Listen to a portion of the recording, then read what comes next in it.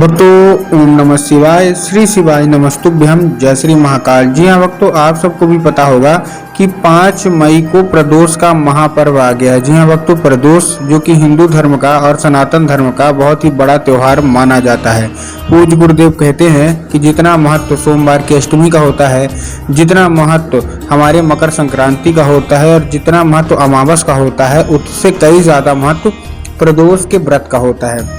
पूज्य गुरुदेव कहते हैं कि ये जो दिन होता है ये भगवान भोलेनाथ के मिलन का दिन होता है और बहुत ही प्रसन्नता का दिन होता है। तो अगर आपकी कोई भी ऐसी मनोकामना है जो कि वर्षों पुरानी है और अभी तक पूरी नहीं हो रही है, तो ये उपाय अवश्य रूप से कर लें।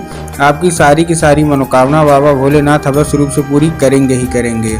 प्रदोष के दिन का बहुत ही बड़ा पर्व माना जाता है। हर महीने ये जो प्रदोष है वो आती है।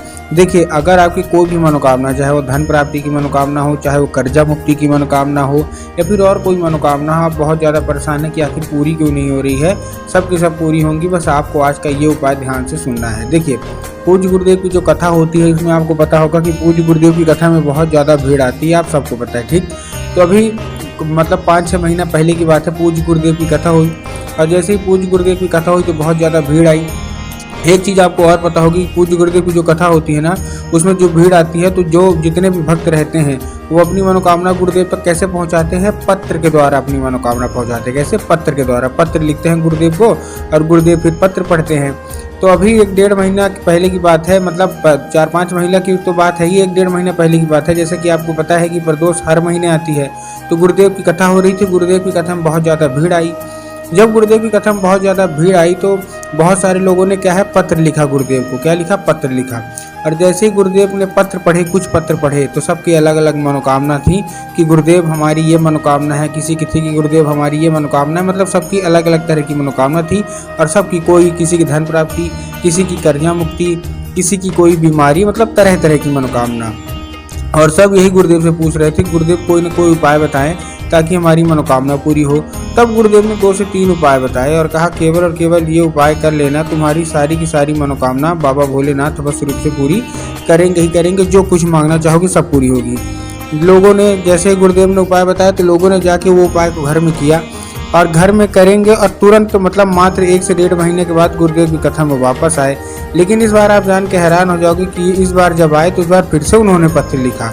लेकिन इस बार का जो पत्र था ना, ये गुरुदेव को धन्यवाद के रूप में पत्र था कि गुरुदेव धन्य हो आपका, आपके द्वारा बताया गया उपाय हमने कर लिया है, हमारी सारी की सारी मनोकामनाएं भी पूरी हो गई हैं, हम जो चाहते थे बाबा भोलेनाथ ने हमको सब दे दिया है, आपका कोटि कोटि धन्यवाद। तो देखिए, अगर आपको भी जानना है, जो लोग भी मेरी आवाज़ सुन रहे हैं ना, अगर आपको भी जानना है कि आखिर ऐसा कौन सा उपाय करने से, मतलब प्रदोष के दिन कौन सा उपाय करने से सारी की सारी मनोकामना पूरी होती है, तो चलिए हम बताते हैं। बस अगर चैनल पे पहली बार आए हैं तो, और अगर आवाज़ मेरी पहली बार सुन रहे हैं तो वीडियो को कर दें लाइक और चैनल को कर लें सब्सक्राइब, ताकि पूजनीय पंडित प्रदीप जी मिश्रा के रोज़ नए नए उपाय जो कि मैं उनकी कथा से सुनता हूँ, श्रवण करता हूँ, सबसे पहले मैं आपको प्राप्त करा सकूँ। ठीक, तो देखिए, जो हमारा सबसे पहला उपाय है वो मनोकामना पूर्ति का है। अगर आपकी कोई भी ऐसी मनोकामना है जो कि वर्षों पुरानी है और अभी तक मनोकामना पूरी नहीं हो रही है, तो मनोकामना पूर्ति का ये उपाय आपको ध्यान से सुनना है। इस उपाय में आपको देखिए चाहिए क्या, इस उपाय में आपको चाहिए 1 धतूरा और बेलपत्र के 7 कांटे। ध्यान से सुनिएगा, ध्यान से समझिएगा। क्या चाहिए? 1 धतूरा चाहिए और बेलपत्र के कांटे चाहिए। कितने? 7। देखिए ध्यान से सुनिएगा, आपको बेलपत्र नहीं चाहिए, बेलपत्र के कांटे चाहिए, वो भी 7 कांटे चाहिए। ठीक, ले लिया। साथ साथ आपको 1 धतूरा चाहिए, जैसे मैंने आपको अभी बताया 1 धतूरा चाहिए। अब धतूरा अच्छा देखिएगा, मतलब अच्छा हरा होना चाहिए, कहीं से खंडित नहीं होना चाहिए, कहीं से मुरझाया हुआ नहीं होना चाहिए, मतलब किसी भी प्रकार का कोई भी उसमें दिक्कत नहीं होना चाहिए धतूरे में। ठीक, धतूरा ले लिया। अब धतूरा लेने के बाद आपको क्या करना है, ले लिया, उसके साथ साथ बेलपत्र के कांटे ले लिए और जिसकी आपकी कोई भी, मतलब जो मनोकामना नहीं पूरी हो रही है, तो आप पहुंच जाइए कहाँ, सीधा सीधा शिव मंदिर पहुंच गए। और शिव मंदिर पहुंचने के बाद अब आपको करना क्या है, देखिए दिशा बहुत जरूरी है। आपको दक्षिण दिशा में खड़े हो जाना है, उत्तर की ओर अपना चेहरा कर लेना है। ठीक, कहाँ खड़े हो जाना है? दक्षिण में खड़े हो जाना है और उत्तर की ओर चेहरा कर लेना है। अब देखिए, दक्षिण और उत्तर में क्या है ना, बहुत सारे लोग कंफ्यूज हो जाते हैं कि दक्षिण कौन सा होता है, उत्तर कौन सा होता है, हमको थोड़ा क्लियर बताइए। तब गुरुदेव ने साफ साफ बताया है कि आप जिस भी शिव मंदिर जा रहे हैं, उस शिव मंदिर के जिधर साइड जलाधारी होगा ना, आपको अपना चेहरा उधर साइड करके खड़े हो जाना है। ठीक, आप खड़े हो गए। खड़े होने के बाद आपको क्या करना है, वो सारी की सारी मतलब बेलपत्र के कांटे और जो धतूरा लिया है वो आपको अर्पित कर देना है शिवलिंग पे कुंदकेश्वर महादेव का नाम लेके। कौन से महादेव का बहुत ही सुंदर सा नाम है कुंदकेश्वर महादेव। बस आपको कुंदकेश्वर महादेव का नाम लेके उन्हीं का स्मरण करके आपको चुपचाप क्या कर देना है, अर्पित कर देना और अपनी मनोकामना जो भी है वो मांग लेना है। मात्र 1 से 1.5 महीना रुक जाइए, आपकी सारी की सारी मनोकामना बस रूप से पूरी होगी ही होगी। ठीक, ये था हमारा कौन सा, ये था हमारा पहला उपाय।